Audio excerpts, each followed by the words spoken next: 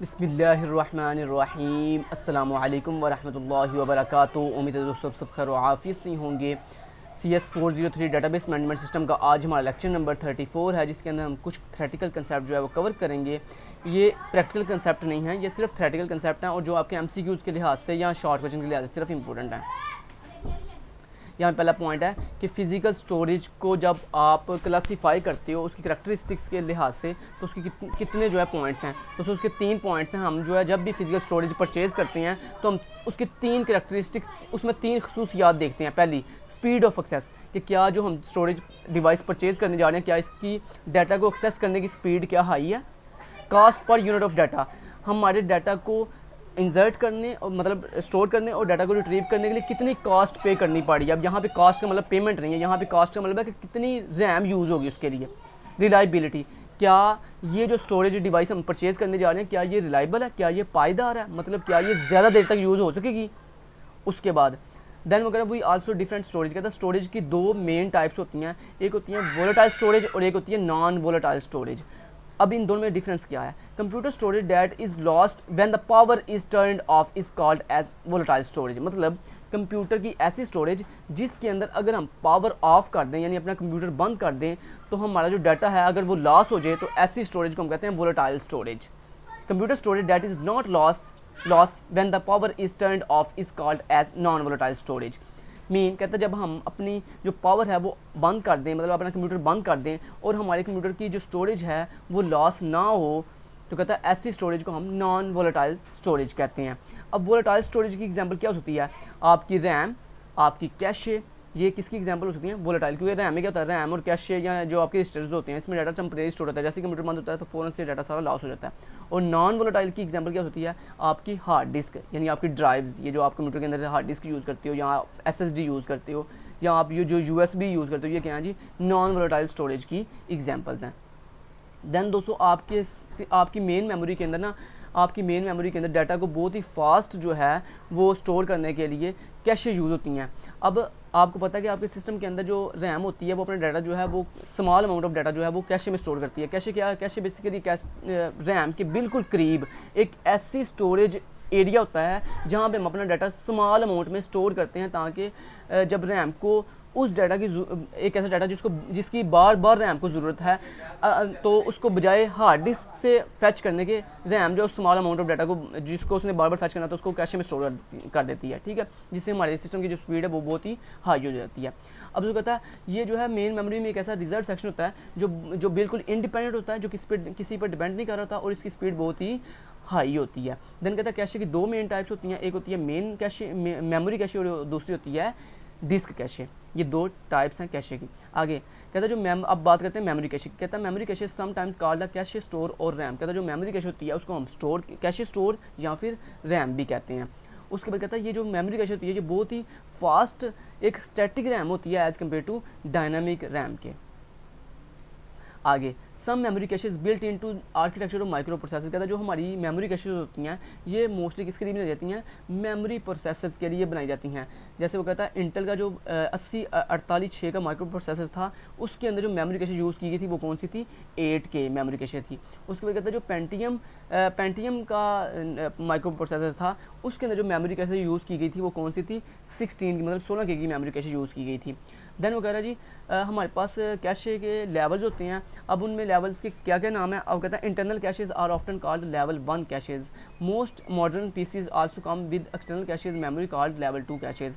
मतलब कहता है जनाब जी जो आपकी इंटरनल कैशे होती है उसको लेवल 1 कैशे कहते हैं, ये इंपॉर्टेंट MCQ है आपका। और जो आपकी एक्सटर्नल मेमोरी कैशे होती है उसको क्या कहते हैं जी, लेवल 2 कैशे कहते हैं। ठीक हो गया।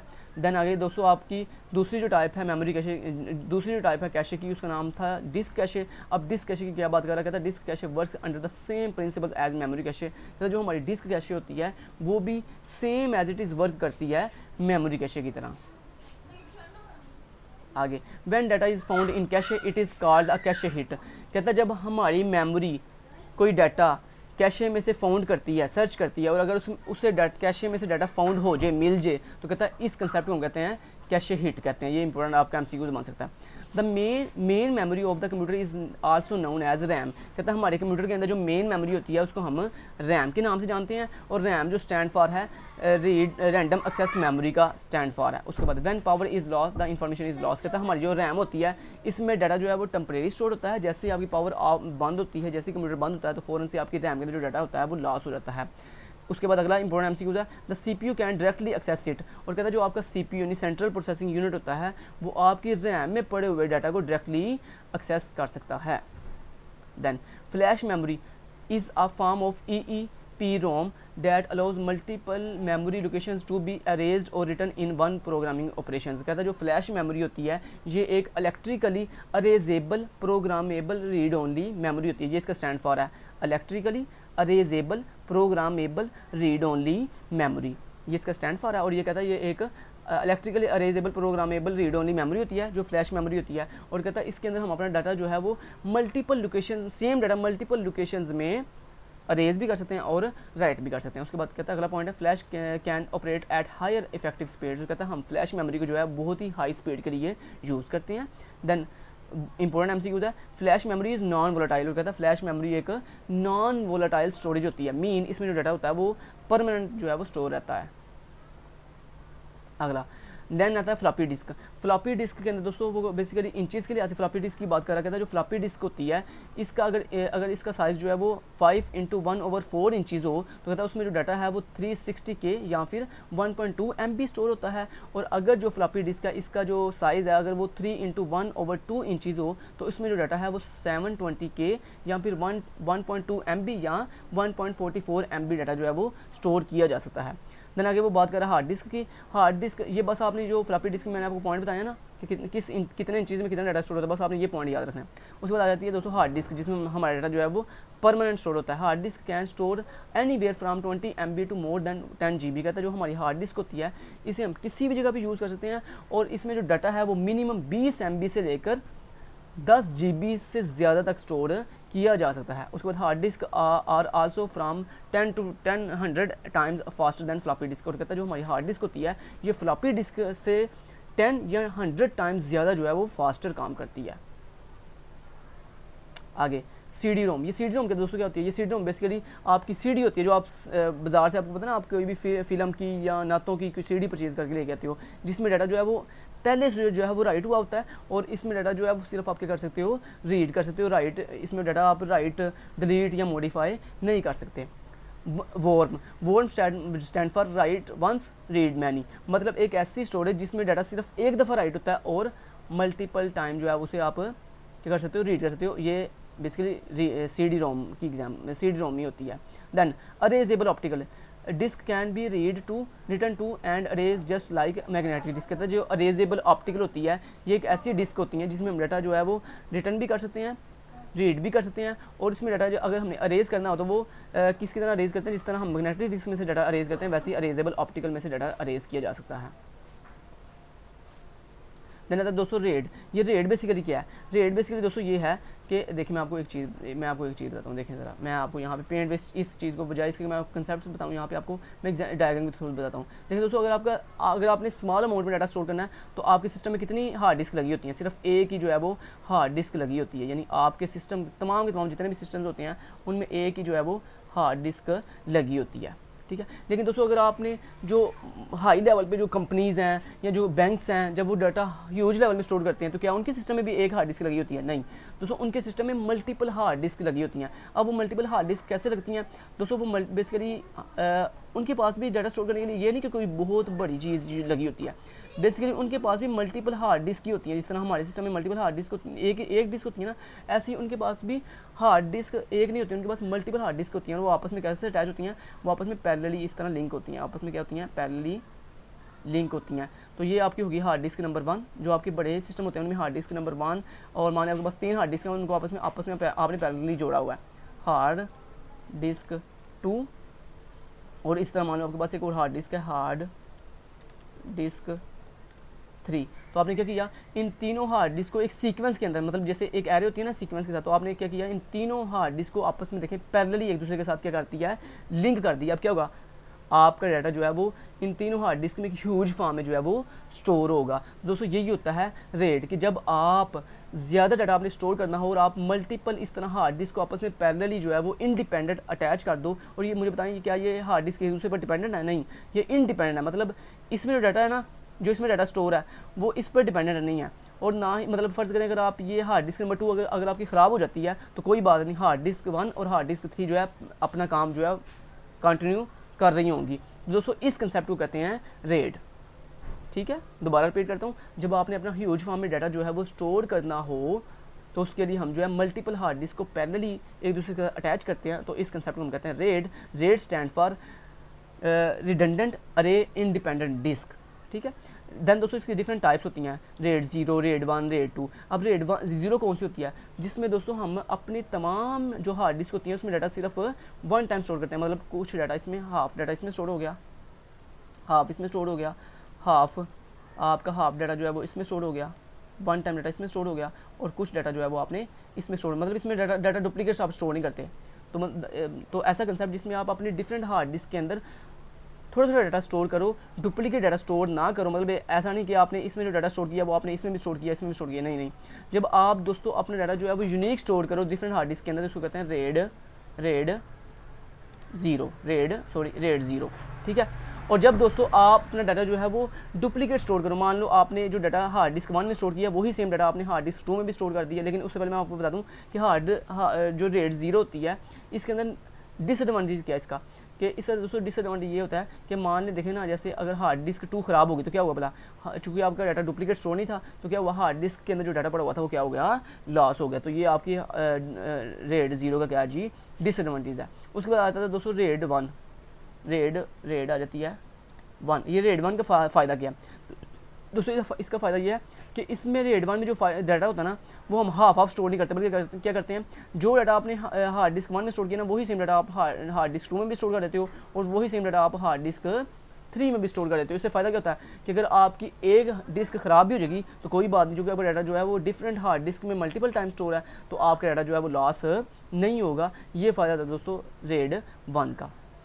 तो ये देखिए यहाँ लिखा हुआ है same data store many times, कि रेड 0 में स्टोर डाटा ओनली 1 टाइम, कि अगर आपने अपनी तमाम डिस्क में अंदर सिर्फ डाटा एक टाइम स्टोर किया हो तो उसको कहते हैं वो है रेड 0। और अगर डाटा जो है मल्टीपल टाइम आप डिफरेंट हार्ड डिस्क में स्टोर करते हो वो है जी रेड 1। देन आती है हमारे पास रेड 2। ये रेड 2 क्या होती है दोस्तों? आती है अगली आती है जी रेड 2। ये रेड 2 क्या होती है?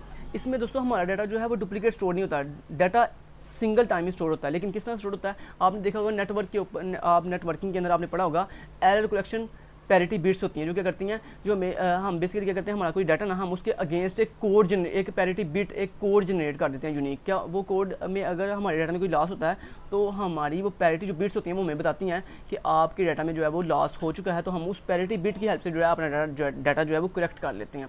तो यही सेम कंसेप्ट हमने रेड 2 में यूज़ किया। मतलब रेड 1 में क्या हो रहा था कि डाटा जो है दोस्तों डुप्लीकेट टाइम स्टोर हो रहा था, तो इसमें नुकसान क्या हुआ कि हमारी जो है ज़्यादा थोड़े डाटा के लिए ज़्यादा स्पेस यूज़ हो रही थी। हमने इस कंसेप्ट को रिमूव करने के लिए क्या किया, हमने रेड 2 का इस्तेमाल किया। अब रेड 2 में क्या होता है? रेड 2 में दोस्तों ये होता है कि मान लो अगर आपने डिस्क 1 में डाटा स्टोर किया ना, डिस्क 1 में क्या स्टोर किया, डाटा स्टोर किया, तो डिस्क 2 में हम डिस्क 1 का जो डाटा ना उसकी पैरिटी स्टोर करेंगे, उसकी क्या करेंगे, पैरिटी स्टोर करेंगे। इसी तरह अगर आपने डिस्क 3 में डाटा स्टोर किया ना तो हम डिस्क 4 में क्या करेंगे, डिस्क 3 की पैरिटी स्टोर करेंगे। मतलब एक डिस्क में डाटा अगली डिस्क में उसकी पैरिटी, एक डिस्क में डाटा फिर उससे अगली डिस्क में उसकी पैरिटी। तो इस तरह दोस्तों हम क्या करते हैं, रेड 2 के अंदर ये कंसेप्ट हमने यूज़ किया कि एक डिस्क में पूरा डाटा और एक डिस्क में उसकी पैरिटी। अब इसमें फ़ायदा क्या हुआ दोस्तों कि हमारी पैरिटी, इसमें क्या होता है, हमारी पैरिटी जो है वो डिफरेंट ड्राइव्स में स्टोर होती है। अब होता ही है कि फ़र्ज़ करें अगर आपकी ये डाटा लॉस हो भी जाएगा ना तो हम उसकी पैरिटी की हेल्प से जो है उस डाटा को क्या कर देंगे, करेक्ट कर लेंगे या बैकअप ले लेंगे उस चीज़ का। ठीक है, लेकिन दोस्तों इसमें नुकसान क्या हुआ, नुकसान इसमें ये हुआ है कि दोस्तों अगर आपकी ये पैरिटी वाली डिस्क जो है वो मान लो ये डिस्क 2 में किसकी पैरिटी स्टोर थी, हार्ड डिस्क 1 की, अगर ये पैरिटी वाली जो है डिलीट हो भी जाएगी तो उसमें नुकसान नहीं, फिर भी हमारा नहीं होगा। नुकसान क्यों नहीं होगा? क्योंकि हमारे पास डाटा फिर भी डिस्क 1 में स्टोर है। ठीक है, लेकिन हाँ अगर दोनों फेल हो जाते हैं फिर हमारा नुकसान होगा कि चूँकि हमारी डिस्क 1 भी ख़राब फेल हो गई और डिस्क 2 भी, तो डिस्क 1 में डाटा था, डिस्क 2 में डिस्क 1 का पैरिटी थी, दोनों अगर ख़राब होंगे तो फिर हमारा लॉस हो जाएगा। तो ये था दोस्तों रेड 2 जिसमें हमने थोड़ा सा एडवांस कंसेप्ट यूज़ किया कि एक डाटा और आगे पैरिटी, जिससे क्या हुआ कि अगर हमारी जो है, एक तो हमारा फ़ायदा ये हुआ कि हमारा डाटा डुप्लीकेट नहीं स्टोर हो रहा, दूसरा फ़ायदा ये हुआ कि अगर डाटा लॉस भी हो जाएगा तो हम पैरिटी की हेल्प से उस डाटा को करेक्ट कर लेंगे। नेक्स्ट दोस्तों हमारे पास आती है जी रेड 3 एंड रेड 4। दोस्तों ये रेड 3 और रेड 4 जो है कॉमन वर्क करती हैं। कॉमन वर्क कैसे करती हैं? मान लें अगर आपके पास जो है वो 5 हार्ड डिस्क हैं। कितनी हार्ड डिस्क हैं? 5 हार्ड डिस्क हैं। आप ज़रा गौर से सुनिएगा बात। रेड 3 और रेड 4 में क्या होता है, अगर मान लें आपके पास 5 हार्ड डिस्क हैं, उनमें से 4 हार्ड डिस्क में आप डाटा स्टोर करते हो और एक हार्ड डिस्क में सिर्फ आप अपनी पैरिटी स्टोर करते हो। ठीक है, एक हार्ड डिस्क में पैरिटी और बाकी तमाम की तमाम रिमेनिंग हार्ड डिस्क में आप क्या स्टोर करते हो? अपना डाटा स्टोर करते हो। ऐसे रेड 3 में भी यही सेम कंसेप्ट है और रेड 4 में भी। अब दोनों में डिफरेंस दोस्तों ये है कि देखिए यहाँ में लिखा भी हुआ है आपकी शॉर्ट फॉर्म के अंदर कि यहाँ पर देखिए क्या लिखा हुआ है, data store in multiple disk and parity bits of all data store in one disk. इसने बताया हुआ है parity stored in one drive. तो मतलब रेड 3 और रेड 4 में आप अपनी तमाम की तमाम हार्ड डिस्क में जो है वो डाटा स्टोर करते हो, सिर्फ एक डिस्क में जो है क्या स्टोर करते हो? पैरिटी स्टोर करते हो। यहाँ से हम समझ आ गई। अब इन दोनों में डिफरेंस क्या है? दोनों में डिफरेंस दोस्तों ये है कि रेड 3 को हम अपने लार्ज रिकॉर्ड को स्टोर करने के लिए यूज़ करते हैं और रेड 4 को हम अपने स्मॉल रिकॉर्ड को स्टोर करने के लिए यूज़ करते हैं। नेक्स्ट दोस्तों आती है आपकी रेड 5। रेड 5 में क्या होता है? Parity stores on multiple drives. ऐसा हमने क्यों किया? अब क्योंकि रेड 3 और रेड 4 में दोस्तों नुकसान ये हुआ कि जब हमने अपनी सारी की सारी पैरिटी एक डिस्क में स्टोर करेंगे तो क्या होगा भला? अगर फर्स्ट करें वो पैरिटी वाली डिस्क ही ख़राब हो गई तो हमारा जो है नुकसान हो जाएगा, लॉस हो जाएगा। तो हमने फिर क्या किया, इस कंसेप्ट को आगे रेड 5 में रिमूव कर दिया। मतलब रेड 5 में हम क्या कर रहे हैं? Parity stores on multiple drives. कि दोस्तों रेड 5 में हम अब जो अपनी पैरिटी है वो डुप्लीकेट टाइम, मतलब एक ड्राइव में स्टोर नहीं करते बल्कि उस मल्टीपल ड्राइव्स में उसका डुप्लीकेट स्टोर करते हैं। ठीक है, अब इसमें दोस्तों रेड 5 में क्या होता है? रेड 5 में दोस्तों फ़ायदा ये होता है कि इसको हम मल्टी यूज़र्स के लिए यूज़ करते हैं दोस्तों, बड़े हाई लेवल लाइक जैसे Google, like YouTube, like Facebook, इस तरह के जब आपने बहुत हाई यूज लेवल पे डाटा स्टोर करना हो ना, और वैसे भी एक ऐसी सिस्टम जिसको एक टाइम में मल्टीपल यूज़र एक्सेस करें, तो उसके लिए दोस्तों हम रेड 5 का कंसेप्ट यूज़ करते हैं, जिसमें हम अपना जो डाटा है जो वो भी मल्टीपल ड्राइव्स में डुप्लीकेट स्टोर करते हैं और जो अपनी पैरिटी है वो भी मल्टीपल ड्राइव्स में डुप्लीकेट स्टोर करते हैं और इसको हम यूज़ करते हैं मल्टी यूज़र्स एक्सेस के लिए। देन दोस्तों आपका लास्ट पॉइंट आता है जी सिक्वेंशियल फाइल ऑर्गेनाइजेशन। एक ऐसा दोस्तों कंसेप्ट जिसमें हम अपने डाटा फाइल्स में डाटा एक सीक्वेंस से स्टोर करते हैं और उस डाटा को फेच करने के लिए हर डाटा को एक यूनिक आईडी दे देते हैं, जैसे लाइक स्टूडेंट रिकॉर्ड। अब आपको पता है कि हर स्टूडेंट के पास एक यूनिक रोल नंबर होता है जो उसके रिकॉर्ड को यूनिकली फेच करने के लिए यूज़ किया जाता है। दोस्तों इसी कंसेप्ट को कहते हैं सिक्वेंशियल फाइल ऑर्गेनाइजेशन, कि ऐसी फाइल्स जिसमें हम डाटा जो है वो सीक्वेंस से स्टोर करते हैं और हर डाटा के अगेंस्ट जो है वो एक यूनिक आईडी दे देते हैं ताकि हम अपने डाटा को फेच करने में हमें आसानी हो सके। यहाँ तक दोस्तों आपका लेक्चर कंप्लीट होता है। Thank you so much. Till then guys, take care, अल्लाह हाफिज़।